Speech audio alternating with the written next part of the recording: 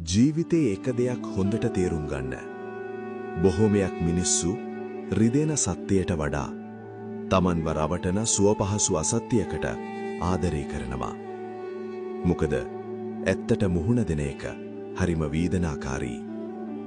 මිනිස්සු තමන් පණ වගේ ආදරය කරන දේවල් පවා තමන්ගේම අතින් බොරු කරලා පාවා දීලා විනාශ කරගන්නවා.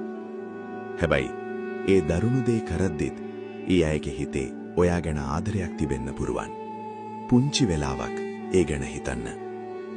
තමන්ගේ හිත ඇතුලේ සුව නොවුණු මහා ලොකු තුවාලයක් බොහෝ කාලයක ඉඳන් උසුලාගෙන යන මිනිස්සු අනුන්ට රිදවන්නේ වෛරයකට විතරක්ම නෙවෙයි.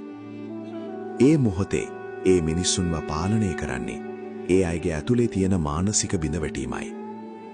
හැබැයි මේ ඇත්ත කියා දෙද්දී බොහෝ දෙනෙක්ට කේන්ති යනවා.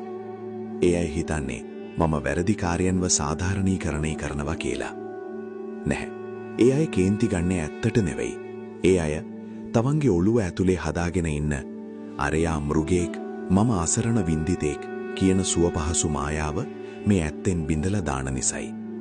මතක තියාගන්න. කෙනෙක් ඔයාට රිදව්වේ ඇයි කියලා තේරුම් ගන්න එකයි ඒ කරපු වැරද්ද පිළිගන්න එකයි කියන්නේ දෙකක්.